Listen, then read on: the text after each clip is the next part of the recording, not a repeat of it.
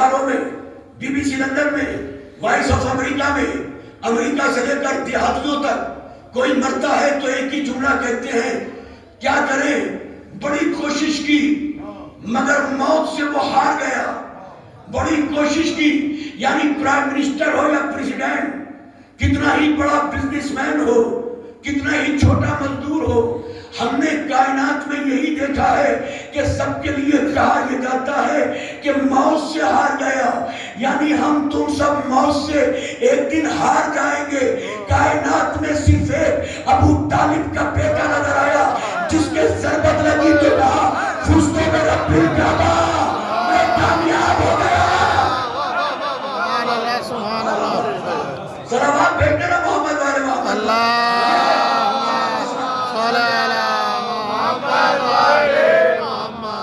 اسی لیے آج ایک ہندی کا جملہ بول رہا ہوں، مگر کیونکہ آپ بہترین سننے والے ہیں اس لیے بہت سے لوگوں کو موت ہی سمجھ میں نہیں آتی، جبکہ ہم تو مجلس سے پڑھ کر اور مجلس سے سن کر اس منزل پہ پہنچے ہیں کہ شریر کے مرنے کو موت نہیں کہتے، ضمیر کے مرنے کو موت کہتے ہیں.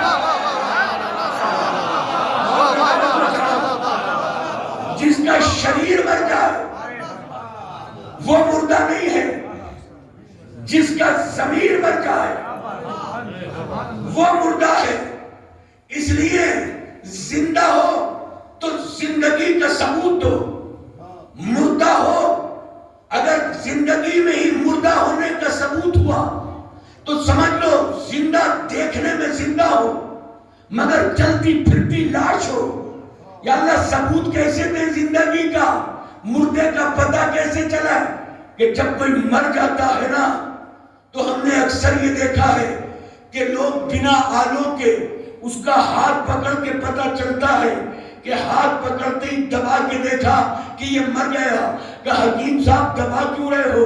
کہ جو مردہ ہوتا ہے پہلی اس کی صفت یہ آتی ہے کہ وہ اکڑ جاتا ہے. اس کا مطلب ہے جو زندگی میں اکڑ جائے، سمجھ لینا چاہے دولت میں اکڑے یا شہرت میں اکڑے یا طاقت میں اکڑے، اگر اکڑتا ہوا دیکھو تو یہ سمجھ لینا کہ دیکھنے میں زندہ ہے، اصل میں مردہ ہے.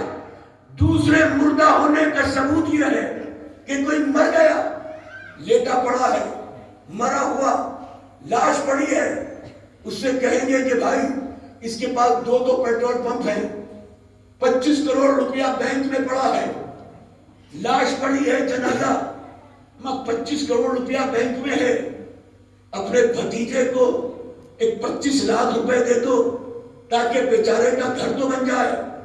بھائی بیمار ہے اس کا علاج کرا دو. آپ کہیں گے کہ کیا بات کر رہے ہو، مردہ ہے مدد تھوڑی کرے گا.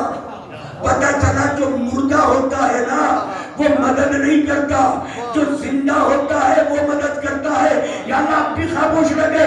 پتہ چلا جس کو یہ پتا ہے کہ ہمارے مردہ ہیں انہیں پتا ہے، اسی لیے اس سے مدد نہیں مانگتے.